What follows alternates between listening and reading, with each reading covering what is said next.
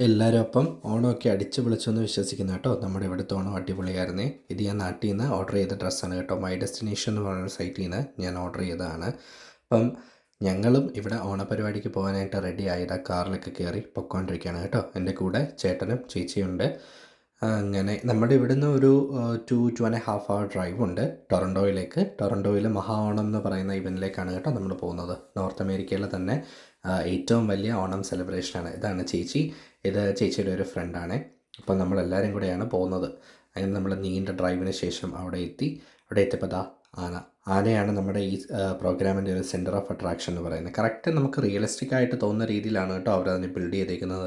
അതിൻ്റെ ഐസും ഇയേഴ്സും ഒക്കെ ഇങ്ങനെ അനങ്ങിക്കൊണ്ടേയിരിക്കും. നമ്മൾ ഓരോ ഒറ്റ നോട്ടത്തിൽ നോക്കിക്കഴിഞ്ഞാൽ റിയൽ ആയിട്ടുള്ള ഒരു ആന അവിടെ നിൽക്കുകയാണെന്ന് തോന്നും. പിന്നെ നമ്മുടേതായിട്ടുള്ള തനതായിട്ടുള്ള ഒരുപാട് പ്രോഗ്രാംസ് ഉണ്ടായിരുന്നു കേട്ടോ. എല്ലാം ഒന്നും ഷൂട്ട് ചെയ്യാൻ എനിക്ക് പറ്റിയിട്ടില്ല, കാരണം എല്ലാം കൂടെ നമ്മൾ ഷൂട്ട് ചെയ്യാൻ പോയാൽ വീഡിയോയുടെ ലെങ്ത്ത് വളരെ കൂടും. ഇത് ആ പ്രോഗ്രാമിലേക്കും വെച്ച് ഏറ്റവും എനിക്കിഷ്ടപ്പെട്ട ഒരു ബാൻഡിൻ്റെ പ്രോഗ്രാമായിരുന്നു. ബസൂക്ക എന്ന് പറഞ്ഞൊരു ബാൻഡിൻ്റെ പ്രോഗ്രാമായിരുന്നു കേട്ടോ. അപ്പോൾ ഞാൻ ഒരുപാട് എൻജോയ് ചെയ്തു.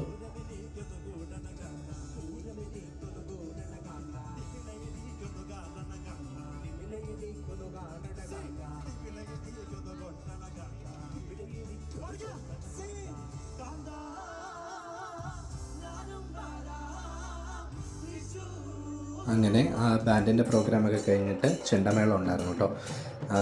ചെണ്ടമേളം ഇത് എനിക്ക് അത്ര ഒരു ഇമ്പ്രസീവായിട്ടൊന്നും തോന്നിയിട്ടില്ല. എന്നാലും അവരെ കൊണ്ട് പറ്റുന്ന രീതിയിലൊക്കെ അവർ നന്നായിട്ട് തന്നെ പെർഫോം ചെയ്തിട്ടുണ്ട് കേട്ടോ. ഇത് പറഞ്ഞാൽ ചേട്ടൻ, ചേച്ചി, പിന്നെ ഇത് ഐശ്വര്യ എൻ്റെ ഫ്രണ്ടാണ് കേട്ടോ.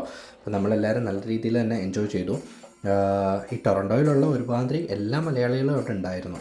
ഇത് വേറെ ഒരു ചെണ്ടമേളമാണ്. നമ്മുടെ അമ്പലത്തിൽ ഉത്സവങ്ങൾക്കൊക്കെ പൂരം നടക്കില്ലേ, അപ്പം കാണുന്ന രീതിയിലുള്ള ഒരു ചെണ്ടമേളമായിരുന്നു. ഇതും നല്ല ഭംഗിയുണ്ടായിരുന്നു കേട്ടോ. ഇതും ഞാൻ ഒരുപാട് എൻജോയ് ചെയ്തു.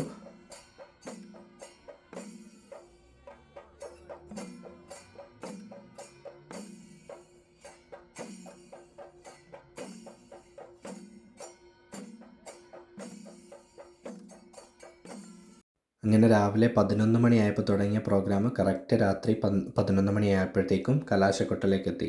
ഇതൊരു DJ നൈറ്റ്, ലാസ്റ്റ് DJ പോലെ സെറ്റാക്കിയതാണ് കേട്ടോ. ഒരുപാട് പ്രോഗ്രാംസ് ഉണ്ടായിരുന്നു. എല്ലാം കൂടെ നമുക്ക് ഷൂട്ട് ചെയ്യാൻ പോയി കഴിഞ്ഞാൽ നമ്മുടെ വീഡിയോ നല്ല രീതിയിൽ ലെങ്തി ആയിപ്പോവും. അതുകൊണ്ട് എനിക്കിഷ്ടമുള്ള കുറച്ച് പ്രോഗ്രാംസ് മാത്രം, അല്ലെങ്കിൽ ഞാൻ എൻജോയ് ചെയ്ത കുറച്ച് പ്രോഗ്രാംസ് മാത്രമേ ഇതിൽ ഇൻക്ലൂഡഡ് ആക്കിയിട്ടുള്ളൂ. അപ്പോൾ വീഡിയോ എല്ലാവർക്കും ഇഷ്ടമായി എന്ന് വിചാരിക്കുന്നു. നമ്മുടെ ചാനൽ ആദ്യമായിട്ട് കാണുന്നവർ സബ്സ്ക്രൈബ് ചെയ്ത് സപ്പോർട്ട് ചെയ്യണേ.